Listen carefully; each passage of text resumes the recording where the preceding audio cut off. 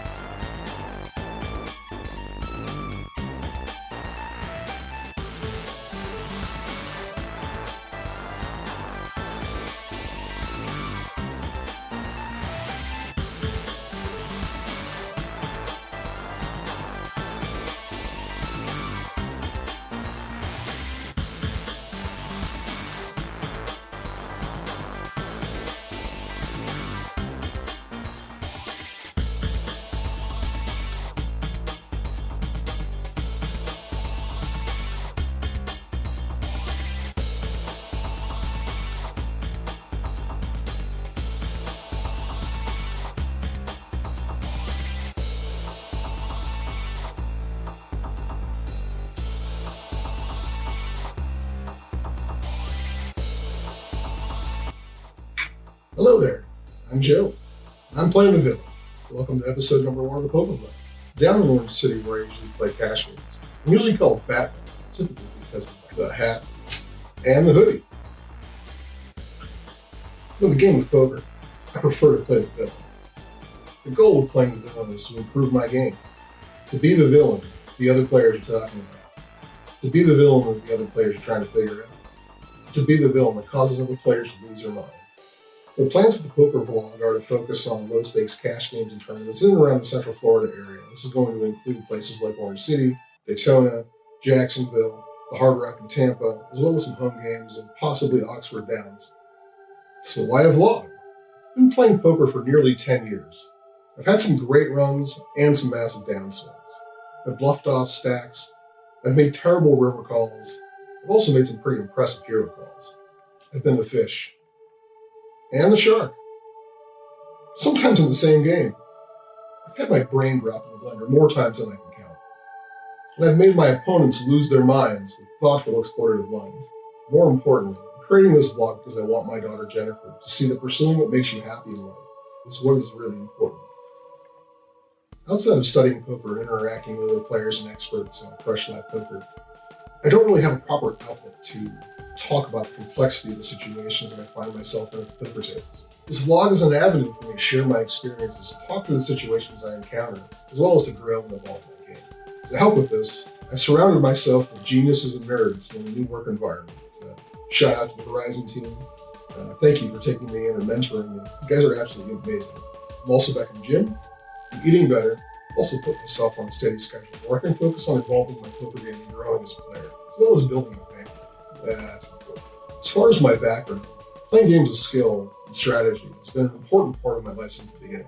Back in the day, playing the original NES and games like Solomon's Key, Mighty Mighty Bomb Jack, my uncle teaching me Magic the Gathering as a teenager, to transitioning into WWE Raw Deal and getting the opportunity to go out to WrestleMania and play at the World Championships, to running a guild in World of Warcraft, to making a televised final table in poker. Gaming, and more specifically, abstract problem solving is in my blood. In addition to working full-time and playing poker on the side, I've done consulting work for a number of game companies and been working on my own tabletop games for a while now. I currently have a game called Brainwash Presidential Poker, which is in beta testing off and on. I'm actively seeking a publisher for this game, so if any of you are in the tabletop board game publishing industry, by all means reach out to me and I'd love to talk with you about this game. Pretty sweet. It is listed on Board Game Geek, so take a look for it there. Looking to the future, I'm going to be structuring the vlog and chronicles, focus on specific elements of poker. These are going to include Cash Game Chronicles. With Cash Game Chronicles, I'll be playing 1-2 no limit, mostly in Orange City, which is a 100 big blind game. So a lot of the discussion in this vlog is going to be focused on those short stack type games and how to maneuver your stack, as well as sort of ranges and how to react to situations in those types of environments. There's also a home game that I occasionally play in. That game specifically actually plays a bit deeper. Usually it has a soft cap on the buy-in of around $300, 150 big blinds, although the game usually plays much deeper than that. We'll be going over a couple of those hands from that game later on in the vlog. Tournament Chronicles, which is going to focus on tournament reports from the local events. Between Tampa, Daytona, and Jackson, usually some sort of small buy-in, large guarantee event within driving distance, and looking forward to getting back to playing some tournaments. Finally, Discussion Chronicles is where I'm going to be tackling concepts related to low stakes games, including strategy, hard room reviews, unusual or funny situations, as well as having some discussions with other players in these games, trying to get their feel for where they're at, what they're experiencing, and the overall feel of these games. So let's go over a couple of hands from a recent session that I played out at the home game. This is a 1-2 no limit home game out in the woods near Daytona. This game allows a $5 straddle from either under the gun or the button. The game also plays with a rock. For those of you that don't know, a rock is essentially a forced straddle. It is a little statue that goes around. If you win that statue, you're required to straddle with it, and the button comes around to you. It's essentially worth $5. If you're on the button, you have the rock, and you forget to put it out as a straddle, the person in the small blind gets to steal that from you for free, and gets to use that on their straddle when the button hits them, obviously the next hand. So the rock can be used as straddle from under the gun as well, although it's not typically used that way. As well as players can double straddle with the rock, so they can put $5 out and the rock to make a straddle of a total of $10. Obviously, doing this decreases the number of big blinds each player has, so effectively turns the game into a short stop. The important thing to note about this home game is that most players typically start with at least 150 big blinds, and as this game progresses, stacks typically tend to get much deeper. Once people get stacked, they usually rebuy, and it isn't quite common for most of the players in this game, especially 2, 3, 4 hours into this game, to be sitting with stacks of anywhere from $500 to $1,000. The typical open in this game is also higher than a normal 1-2 cash game, especially with the rock. Raise sizes can get quite large for a 1-2 game, effectively shortening stack sizes as far as the big ones are concerned. So for the first hand, we're 8-handed with an effective stack of about $225 with the villain covering. We are the effective stack. The villain is a mid-50s white male, but I've played about 50 hours with him in the past year or so. He tends to be on the passive side, but has shown the ability to bluff in some spots, as well as take some interesting lines with other hands. So Hero, which is me, is under the gun with King Jack heart. I open raise at $10. The button, the small blind, and the main villain in the big blind call. The flop is queen of spades, nine of spades, 3 of clubs. The blinds both check, and normally c-betting into a multi-way pot is a bad idea. But we have 3 clean outs to the nuts and an overcard. I decided a continuation bet for $20. The button and small blind both fold. The villain in the big blind makes the call. The turn is the 8 of hearts. The big blind leads for $35. This is sort of interesting. The call on the flop and then the lead on the turn typically looks like a queen to me, pot small, since the board is really wet. So I believe it's a lead for value. I think he's doing this with some sort of main hand. So I elected to make a call here for a couple of reasons. Number one, I have outs to the nuts with any 10, with any non-spade 10, as well as an overcard to the board. So if he is betting a queen and an overcard, such as a king or an ace card, he can easily represent that. Also, floating here allows me to make a play on scary river cards, which is a number of river cards that can come that are quite scary, where my opponent may end up shutting down and checking to me, allowing me to steal this. The river's 4 spades. Fantastic. So the front door flush gets there. The big blind, that takes about 4 seconds, and he checks. It looks like our villain is giving up here, and being that we've missed, we have to make a bet here in order to win this one. The real question is how much to bet. A large sizing could work here, but betting big when the front door flush comes in can actually look kind of bluffing. So I decided to bet $35 in this spot, which is the same amount that the villain bet on the turn. If the villain decides to raise here, we can make a very easy fold. The river sizing was based upon a couple of factors, but I was basically telling the story of a flush draw we got there. I opened early, I c-bet, called a lead that looked like you wanted to draw us to fold in the turn, and then made what looked like a value bet on the river that got there. Villain in this hand thought for about 4 or 5 seconds and decided to fold. So we take down that pot. The next hand, I have ace-5 of clubs in the big blind. We're 7-handed, about $475 effective, and the villain covers us. The villain is a mid-20s Asian male, a good thinking player capable of putting people in some very difficult spots. I've seen this guy cold 4-bet jam a queen for 8 times a 3-bet size in previous hands with another thinking player and got that guy to fold king face up. So this guy is definitely capable of putting players in very difficult spots, as well as getting creative, being very creative in certain spots. So the villain is on the button, and he's straddling with the rock for a total of $10. I decided to call from the big blind with the ace-5 of clubs. I elected to make this call here as the button tends to raise his button straddle rather wide, so I want to get into this pot cheaply since my hand can flop well versus his range. The player in the cutoff calls, and the button elects to check instead of raising, which is very peculiar. We can determine a lot of things based upon this check here, where he's not checking back the top end of his range. He's obviously betting any sort of big-time pocket pair, probably say sevens or higher. He's also raising, obviously, any type of large aces, suited Broadway type hands. We expect to see a raise out of those types of hands, so since we didn't see a raise, we can basically cap his range. So we see a flop of 9 of clubs, 5 of diamonds, 2 of clubs.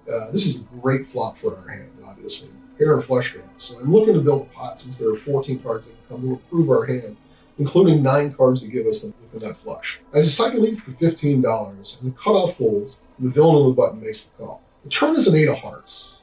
This is not the card we were looking for, obviously, but we still have a large amount of equity in this pot, and both the villain and I are pretty deep right now. I decide to check to control the size of the pot and try to see a cheap river card. The villain on the button, however, has other plans and decides to bet $50 into a $60 pot. This is almost a pot-sized bet, but with us being deep stacked, I elect to make this call and try to spike the river card. And we get there, as the river brings us to king of clubs. We have a decision here. We're first to act. The opponent is showing us that he's willing to bet into this pot on the turn, meaning that we can be c-betting with a lot of various things on that flop. It doesn't necessarily have to be a flush draw. So with this decision here, I have a few things to consider. We have the nuts. It's hard for our opponent to have a flush, obviously, because we have 2 clubs and there's 3 clubs on the board. But it is very possible for our opponent to have a whole slew of hands. I have history of betting made hands, so checking this card looks weak. At least I'm hoping so. It also gives the villain a chance to bluff, as he tends to bet when he's checked to, especially on the river when he's in position. The button takes the bait and decides to bet $100 into a $160 pot. He has about $300 behind, and I have a few things to consider, obviously. Raising here is a foregone conclusion, but how much? That's the real question. Should we jam here and hope for a call? Should we just click this back to him and make it $200 to go and go for a value from hands that are like sort of weaker 2 pairs, maybe even a king that sort of got there on the river? We have the nuts, and it's hard for our opponent to have a flush himself in this position. I can't see him having a set, as he probably would have actually raised on the flop if he did, being that the board was so wet. To be honest, I'm not quite sure where he's at in this hand. What I do know is I have the nuts and he's shown aggression, and therefore I'm looking to get more value out of him beyond just the $100 he's put into this pot. His range is severely capped pre-flop. I'm really not seeing him having anything beyond maybe 2 pair.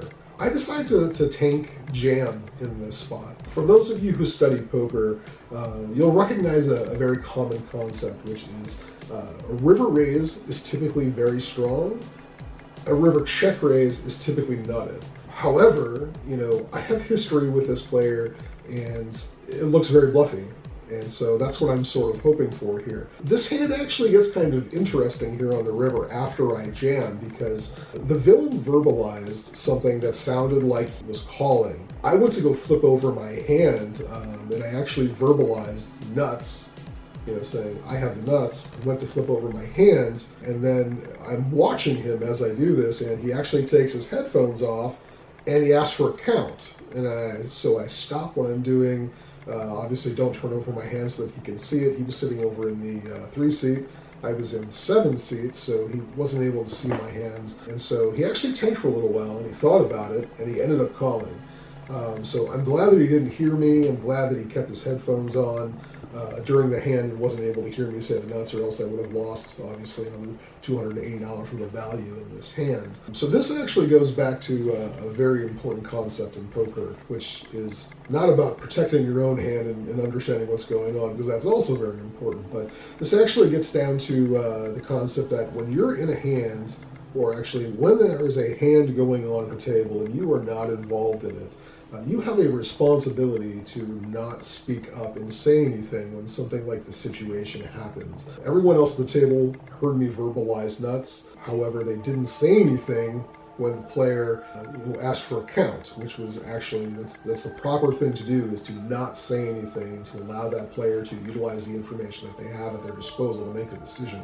That sort of intervention can actually cost players money. It's a very good thing that people didn't do that. Thankfully, all the players at this table understood that rule. They kept silent until the player made their decision. The villain ended up thinking about this for a little bit, about a minute or so, and he made the call. And he went and flipped over his hand. He actually had King 9 offsuit, and so he rivered 2-pair. I can see this call definitely being the type of thing. I could have had something like King Queen with a Queen of Clubs, perhaps, to be able to re-raise him, hitting the top pair type of a hand. He didn't actually go through and talk about what his decision process was, but obviously he felt that King 9, 2-pair, top 2-pair there could have been good in that situation. And I actually do believe that sometimes it can be good, even with the concept that, a river check raise is typically nutted. We have some history. We had quite a bit of history over the last year or so, and so I don't blame him for making this call in the situation. All right, so that's going to wrap everything up here for vlog number 1. This Saturday, I'm going to be heading out to Orange City for a session. For those of you that are unfamiliar, Orange City and Daytona have some of the absolute best high hands you're going to find in the state of Florida, in fact, in the world, actually. This Saturday specifically, high hand promotions are $1,000 every 20 minutes. So I'm going to be there at 11 a.m., right when it gets started, and looking to hit a couple of these myself. So if you guys are enjoying what you're seeing in the poker vlog and you want to see more, the best way to help out is to like the video, subscribe, as well as leave a comment. And I'm looking forward to interacting with you all in the chat, and hopefully I get to see you out in Orange City. Until then, I'm out.